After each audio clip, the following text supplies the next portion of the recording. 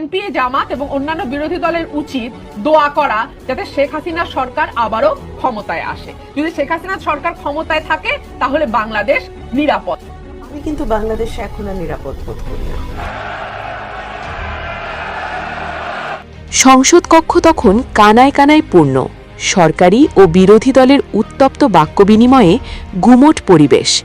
ঠিক তখনই মাইক হাতে দাঁড়ালেন তৎকালীন সংরক্ষিত আসনের সংসদ সদস্য ব্যারিস্টার রুমিন ফারহানা।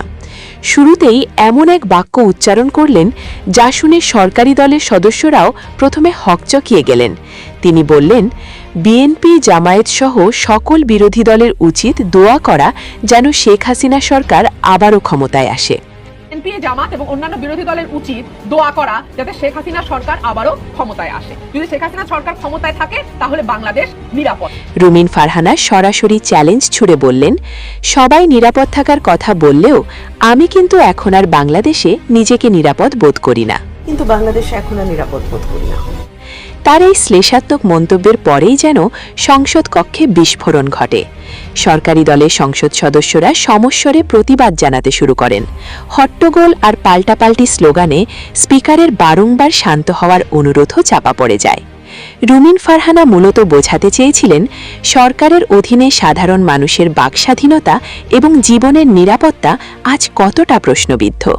তিনি এক অদ্ভুত রাজনৈতিক রসিকতার মাধ্যমে এটা পরিষ্কার করতে চেয়েছিলেন যে দেশের বর্তমান নিরাপত্তা ব্যবস্থা কেবল একটি পক্ষের জন্যই কাজ করছে।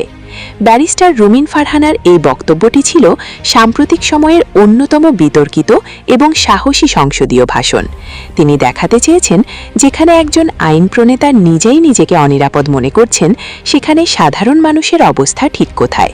তার এই দোয়া করার আহ্বান আসলে ছিল সরকারের উপর এক চরম অনাস্থার প্রতিফলন। প্রিয় দর্শক, রুমিন ফারহানার এই বক্তব্য কি কেবল রাজনৈতিক স্ট্যান্ড ছিল, নাকি এর পেছনে ছিল সাধারণ মানুষের মনের অব্যক্ত আর্তনাদ? দেশের নিরাপত্তা পরিস্থিতি নিয়ে আপনার ভাবনা কি? আমাদের কমেন্ট বক্সে জানান। রাজনীতির এমন সব বিশ্লেষণধর্মী খবরের আপডেট পেতে আমাদের সাথেই থাকুন।